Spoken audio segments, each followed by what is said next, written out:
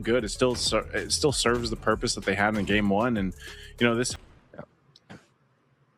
Here we are. Gatot Kacha and the Valentina, I would say, is the weaker of the two mid lane duos that we have. I definitely feel like Khalid and Farsa together is such a strong combination. Valentina has fallen out of favor when it comes to strength in the mid lane. Troll might even be forced to pop the Revitalize. Indeed, it will be the case here.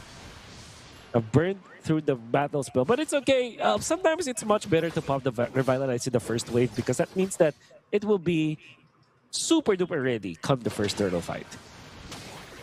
Yeah, this is what we typically see too with the Khalids, and you be aggressive, get some of those early balance spells down too, eventually the ultimates, but also just you're good at being able to go ahead and like bait some of these things from the opposing team too, just because you can go ahead and heal back up with Quicksand Guard and be a distraction in yourself. So this time around, nothing too crazy, even into that first Lith Wander, which is the best case. That alone is RRQ Hoshi saying, like, let's not make that mistake that we did from game one. And I'm wondering, the timing here with this lineup for RRQ Hoshi, especially having a carry.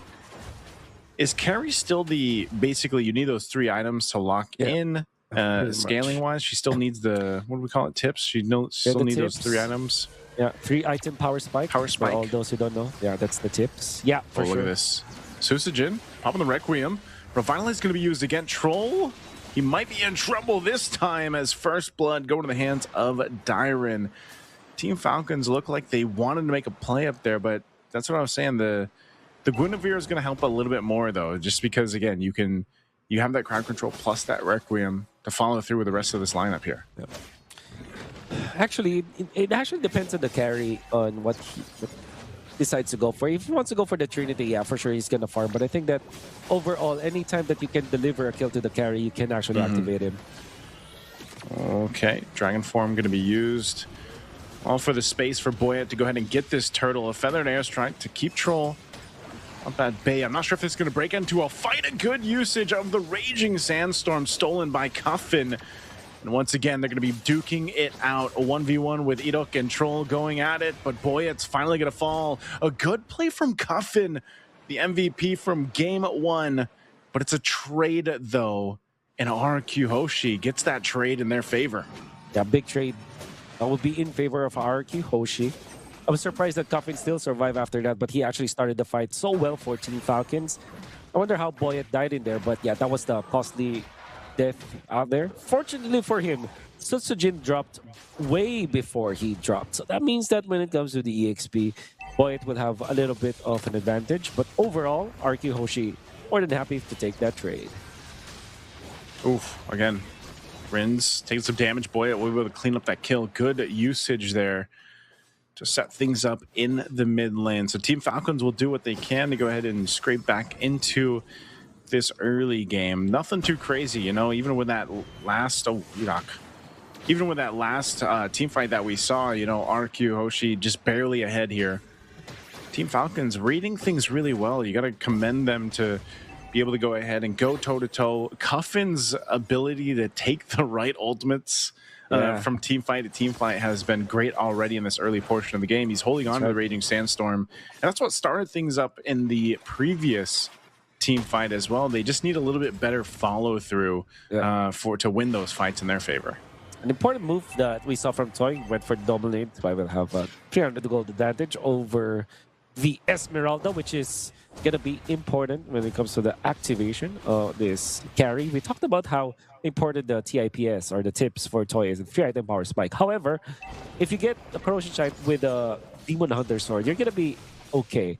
But there has to be a way to lock down your opponents. You have to freely hit your opponents, and that's what RRQ Hoshi needs to find here.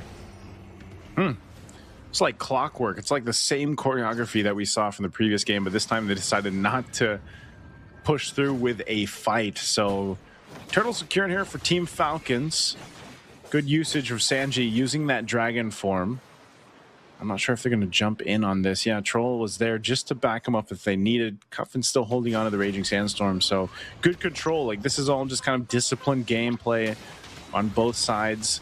A jump in from Susujin. There's the feathered airstrike, though, and not enough time for Cuffin to get out with the Raging Sandstorm. And AOG right for Rins, but Troll with Boyette. They're looking to potentially make a play. He's got the Revitalize, but he's going to be thrown into the air again with that spatial migration. So another good pickup for RRQ.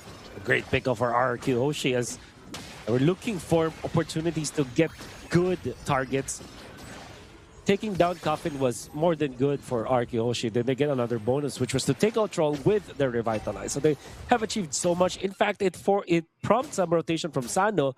That meant that there will be no one to defend this bottom lane, and Toy will be able to push that lane for the team, and further increasing the lead that RRQ Hoshi has right now. About 2,000 gold, 5 minutes in or 6 minutes in. When it comes to EXP, they are at par with Boyet anyways. Of course, Boyet has a little bit of XP lead over Sutsujin, but come the next turtle, they can actually team fight if they do utilize all of their abilities and their heroes. So, RRQ Hoshi, good start for them. Oh, Sano falling down. Big play down bot. RRQ Hoshi. Again, all this too is just buying time here for Toy to go ahead and scale up on this carry. He's going to be a big portion of the damage later on once RRQ gets to that stage of the game. You know, carries there to shred it out. But, you know, when you have this kind of start for RRQ Hoshi in terms of, you know, your roams got kills, your XP lanes got them, Rins is pumping out the damage. And Susujin, all part of this plan is just to really set things up with the crowd control that comes with the Guinevere. But Team Falcon so far relying on Boyette here to go with the 50-50 on the Retribution. We'll see if he gets enough space. Pops out the shadows. They're going to be able to go ahead and secure it. So Boyette gets the turtle. This fight's going to break out. Cuffin jumping in with the Raging Sandstorm. Again, Ito can't get away. Oh. So once again, Boyette looking potentially to do some damage. No shadow kill, though. But hey, they've done enough. Getting back into this game, they've got a little bit of gold to work on. Putting pressure here on the tier 1's going to be great for them. Diamond taking a couple shots. Sano there. Landshaker to be dropped down. Boyette joining the fight back.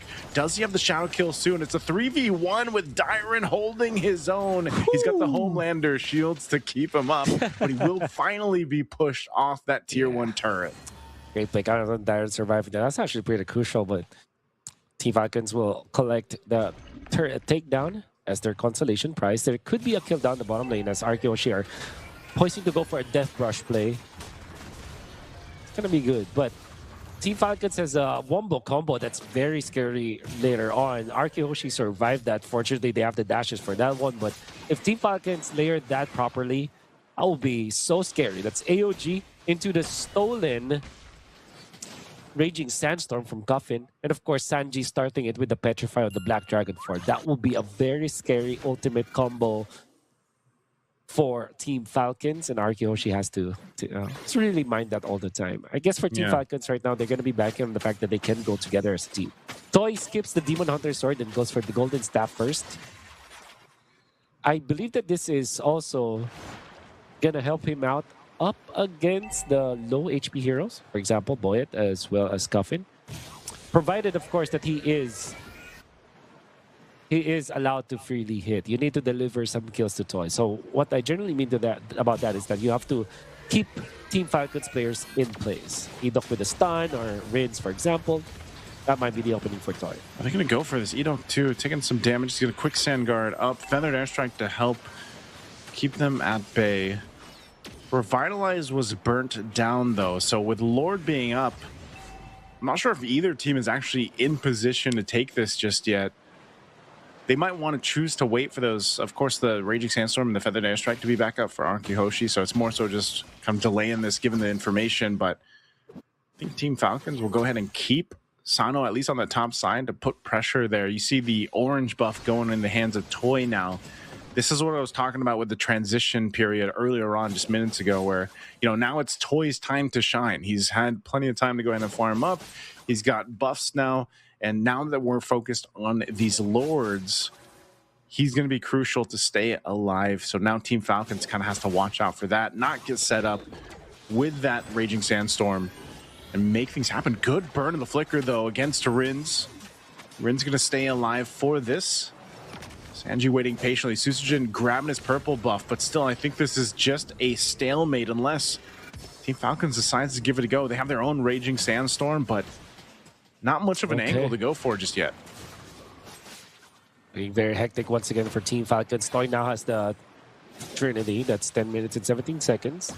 Quite on time, especially because of the casualty up recently. Oh, feather airstrike dropped down. Edok jumped in. Cuffin holding on still. But Sanji is gone. It happened so quick, and now Troll's going to be next. He's thrown into the air. Nowhere to go, and it's a double for Toy. As we expected, the carry is online. And now they've just got a free Lord to go ahead and secure after those 2 kills. Ain't that the perfect timing to get your free item power spike? Toy had his Demon Hunter sword along with the spinning light wheel, all of the kit from the carry. That's true damage that you can actually hit the Black Dragon with. Oh, again, Sano getting caught here. Spatial migration proving a point. This Guinevere so strong, and now Boyette finally getting caught again. Put another kill for Toy.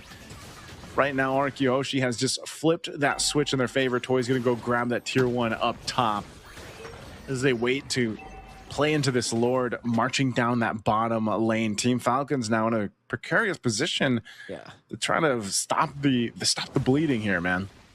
One of the hidden techs that we usually see up against the Yuzhong from way back is to pick up the carry, because if you have the Purify or the Flicker, you're okay against the Yuzhong. And if the Yuzhong messes up, you can actually utilize your ultimate and just keep on attacking even the Black Dragon form.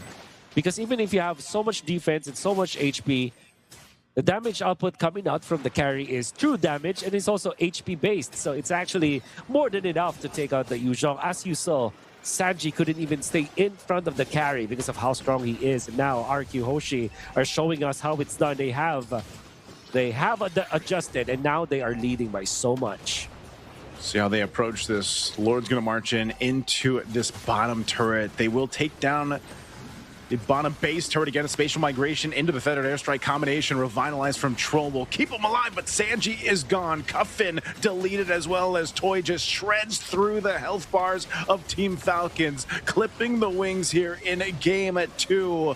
Taking them a little bit longer to end it, but it's a double for Troll, or double for Toy, as Troll falls and Boyette can't do anything as RRQ Hoshi takes us to a game 3. Just like yesterday when we saw Team Falcons, they were the team during that last series and also the last series. For today, they will force game number 3. Gotta credit it to what RRQ Hoshi has done, though, because they were able to recover. Team Falcons were already controlling the early stages of the game, but RRQ Hoshi, with the right moves, the right pickups, all that they needed to do was to find that momentum. And they also show us a different tech on how you can manage the Yuzhong with this carry. Add that all up together, now RRQ Hoshi has a one-sided victory in the end. Of course, it wasn't that easy in the first 4 minutes of the game. But if you look back at this game, Coach Pao and the gang, they're very happy.